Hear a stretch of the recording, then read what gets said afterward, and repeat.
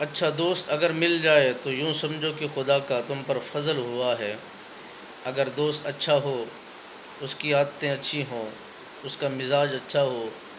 اس کا رہنا سہنا اچھا ہو، تو یہ خدا کا فضل سمجھیے۔ اگر اس دوست کے اندر، علماء نے لکھا ہے، وہ فرماتے ہیں کہ دوست بنانے سے پہلے زیادہ سے زیادہ غور کرنا چاہیے، فکر کرنی چاہیے کہ اس کا بیٹھنا کیسا ہے، اس کا چلنا کیسا ہے، دوستوں کے ساتھ اس کا رویہ کیسا ہے، لوگوں کے ساتھ اس کا برتاؤ کیسا ہے،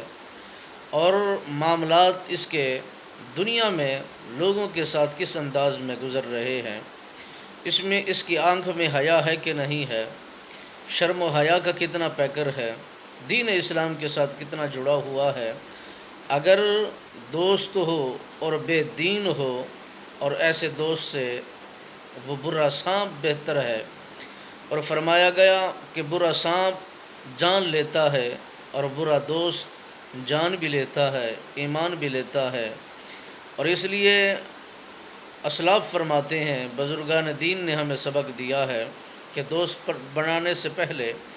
غور و فکر کرنی چاہیے، یہ دوست کی خصلت کیسی ہے۔ اگر اس کی اچھے لوگوں میں بیٹھنے کی صحبت ہے، اچھے لوگوں میں گھومنے کی صحبت ہے،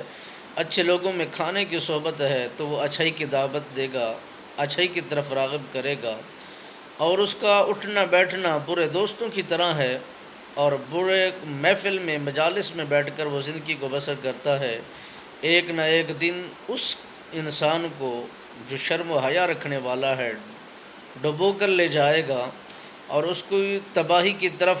اس کو گھسیٹ کر لے جائے گا۔ اس لیے اللہ کا فضل وہی ہوتا ہے جب دوست بننے سے پہلے انسان غور بھی کرتا ہے، فکر بھی کرتا ہے، اور اچھا دوست مل جائے تو خدا کا فضل ہو جاتا ہے، خدا کی رحمت شامل حال ہو جاتی ہے، اور اسے دیکھ دیکھ کر انسان اپنی فطرت کو، اپنی عادت کو، اپنی طبیعت کو، اپنے مزاج کو، اپنی نگاہوں کو، اپنے اخلاق کو بدل دیتا ہے۔ جب انسان دوستوں میں بیٹھ کر بہت کچھ سیکھ لیتا ہے تو اسے کامیابی اور بقا بھی ملتی ہے، اور وہ اطمینان قلب کو بھی حاصل کرتا ہے۔ اس کے گھر والے بھی اس کی دوست کی وجہ سے اس پر اعتماد کرتے ہیں، اس کے ساتھ جس طرح یارانہ ہے، وہ اچھا انسان ہے، اچھا اس کا دوست ہے، اس کی وجہ سے یہ بچہ بگڑتا نہیں ہے، راستے کی طرف وہ اچھے راستے سے ہٹتا نہیں ہے، کیونکہ اس کا دوست اچھا ہوتا ہے۔